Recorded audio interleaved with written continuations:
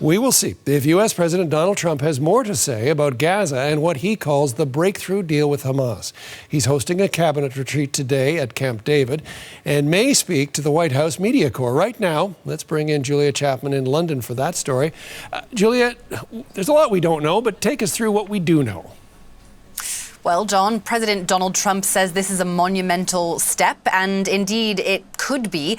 This is the first time that Hamas has publicly committed to laying down all of its weapons. And this has been negotiated in Egypt between members of Hamas and several regional mediators based on proposals put forward by Donald Trump's Board of Peace, which was created to oversee the rebuilding of Gaza after the war. And what it envisages is a gradual and sequential disarmament of Hamas, along with a phased Israeli withdrawal, all of this with verification step by step along the way. But we haven't had any confirmation yet officially from either side. Israel hasn't commented.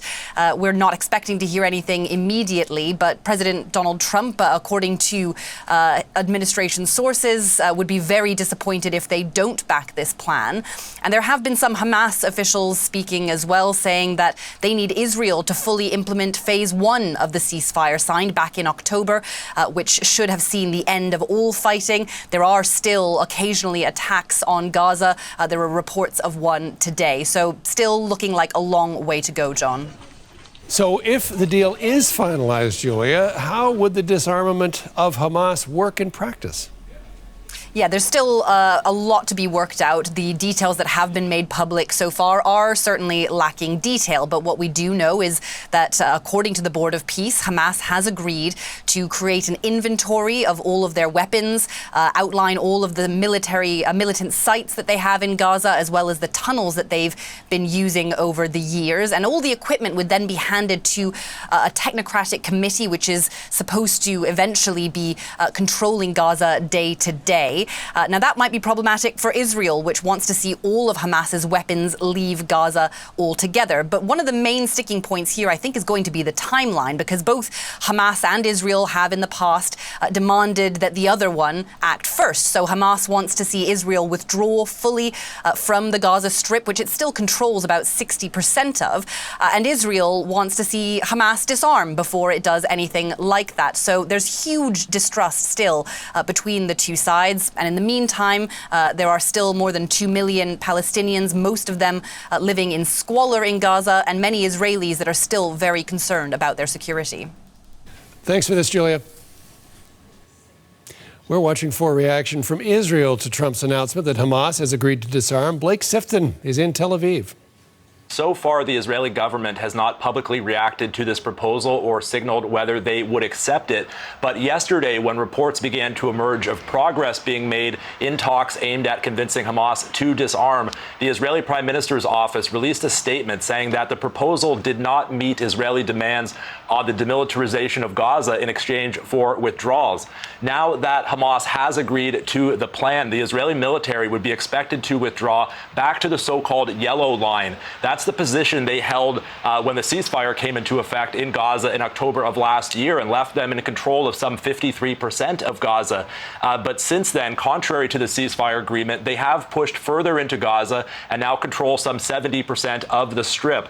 So they would be expected to withdraw immediately and then carry out further withdrawals as Hamas hands over weapons in several phases. And the Israeli military would also be limited, according to this plan, to strikes in Gaza focused on immediate threats. That's according to a Board of Peace member who briefed the media. The Israeli military has recently been carrying out strikes several times per week in Gaza, aimed at targeting members of Hamas they say were involved in the October 7th attacks. We should remember that at least 1,168 Palestinians have been killed in Israeli strikes in Gaza since the ceasefire came into effect. And just a little while ago, there were reports of further airstrikes in Gaza. So the ball really now is in Israel's court about whether whether or not to accept this proposal. Prime Minister Netanyahu is under extraordinary pressure not to withdraw from Gaza. His defense minister, Israel Katz, has repeatedly vowed that Israel will remain in Gaza permanently, and his far-right coalition partners are against any withdrawal, against any limits on strikes. They want Gaza to be resettled, and they want the focus to be on destroying Hamas, in their words. Now, for Israeli voters, many of them are distrustful that Hamas would actually disarm. Several people I've spoken to today say they simply don't believe it. So this will be especially challenging for Prime Minister Netanyahu to navigate as he faces a tough re-election challenge in Israeli elections coming up at the end of October. But the Trump administration does expect Israel to accept this plan. A U.S. official speaking to the media on condition of anonymity said, "We're not asking Israel to do anything that isn't in the plan they agreed to initially. If they don't, President Trump would be very, very disappointed." Blake Sifton reporting for us from Tel Aviv.